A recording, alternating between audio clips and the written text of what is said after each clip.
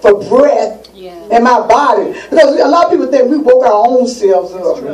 And God is saying in this hour, we don't wake ourselves up, He wakes us up. You see, everything has sense to praise Him, but man. God is saying, and when I read this thing, we said, even the sun, even the moon, even the tree, you hear the birds chirping early in the morning. They don't miss a beat.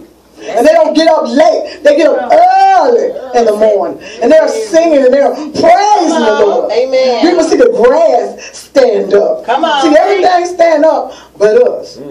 We'll lay down, but we get up and we think we're getting up on our own. We're grouching. Come on. And then there's somebody that didn't even wake up this morning. Amen. But we're living in a society where we think everything is about us. Come on. We don't think nothing about God. We look at God like this bottle right here. We said, Lord, when I want to take a drink of you, let me show you how we do it. Lord, I want to drink. I need some prayer now. But now I got full. I get a little bit more because I need a little bit more. Amen. Come on. And a little bit more. Amen. Then when we got all that we need, we put them over here. Amen. Yeah. Lord, I ain't got time for you. I don't need you right now, Lord. So only till you get thirsty again and want some or need some, then you pull it back out. And see, that's the kind of society that we have gotten to be. But God is saying in this hour, I need those Christians, and not the so-called Christians, because He can do some separation there. And those that going to really know Him. Because we got to have that relationship with God. We got to really know Him.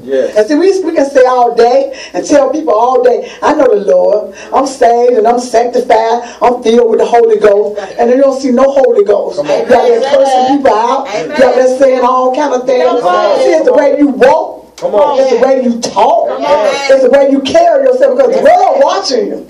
He's looking at every time things happen in your life and we don't praise God. So we got to praise Him. Everything else praise Him, but we don't. But what God is saying this hour, I just need those people that going to have that sharp understanding for the things of God. Come on. Amen. Y'all hear me? He said the sharp things, the things that you don't ordinarily look at, but you know that God is in the midst of it. Amen. And that's just breathing. When I breathe, I don't take it lightly, because that's somebody can't even breathe. Come on. You know, I'm serious. You know, just little things. The things that we don't even think about. But those are the things God is saying that I'm looking at. Because see, we get all caught up in what a car looks like, what a big old house we got. But when we die, all that stuff is still here. And your soul is either going to hell or it's going to heaven. Either one. And we got to know this thing. So we got to get to that place where God said, I'm looking for those people that got this sharp understanding for the things of the kingdom. See, we just can't be Christ-minded or Christ-like. We got to be in the kingdom. I don't know about you, but the kingdom, you got to be busy. And God is saying you got to try to get souls saved while you can in the kingdom. And the things of God is so important in this hour that we know Him. Amen. But He said, in order to have a keen discernment, the first thing you got to do is you got to be able to hear Him. He said, listen. So we go to 1 Samuel. And this is what He took me to.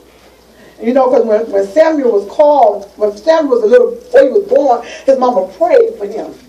And she prayed and asked God to bless her with a son. And she did not only just do that, because see, sometimes, most of the time, we'll say, Lord, if you do this for me, I'll do this, I'll get my baby back, or I'll do this. And then as soon as that baby comes, we forget all about God in the midst. God was giving this baby, and I don't forget all about you, you know, until something else come up. But this lady made a promise to God, and she honored. See, that's the thing we have to do. We have to honor what we made, because that's a vow you make between you and God. So you got to honor this thing. And so God is saying, when this little boy got up, she didn't cut no hair off his head. When he got up of age, she weaned him off her breast. And when he was old enough, she took him, and this was a child she was longing for. But she had made a promise. So she gave him back to God. And when she gave him back, here this little boy, she left him with Eli, which was a minister. She left him with him, a priest. And she let him raise him because she knew he was in good hands. And she knew that promise that she had made with God, that God was going to honor her. So here Eli, this little boy, not knowing anything about who God is. See, God uses the little ones.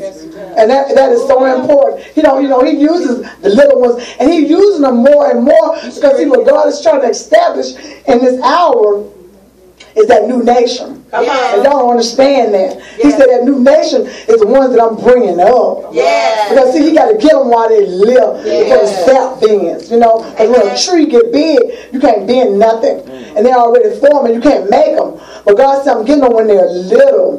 So when I raise them up, they're going to serve me. They're not going to be on the left. They're not going to be on the right. They're going to be right there with God and on the right side. They're not going to be on the wrong side. They're going to worship Him. And I mean worship. And that's pure worship. So He's saying with Samuel, He said, I'm looking for those that hear my voice. And see, a lot of times God is calling us. And God is telling us. But do we hear Him?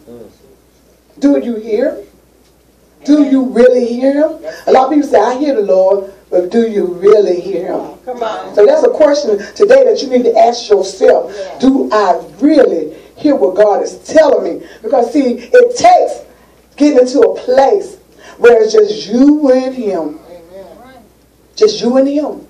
And you got to ask the Lord, Lord, here I am. I'm ready to hear what you have to tell me. And so Samuel, in this hour, he was running. He was saying, yes, Lord. He kept hearing a voice. And he kept saying, yes, Eli. He said, Eli, did you call me? I'm paraphrasing. Amen. And this is in the 3rd chapter. But he said, did you hear me? And he said, no, I didn't call you. So he said it again. Eli, he heard the voice. He's like, well, Eli is calling me. Somebody calling me. And have y'all been at night where you heard the voice of the Lord call you? Sometimes He's telling you to get up and pray. He's telling you to do something a little bit different than you normally do. But we such a selfish people and stubborn people. We think it all about us.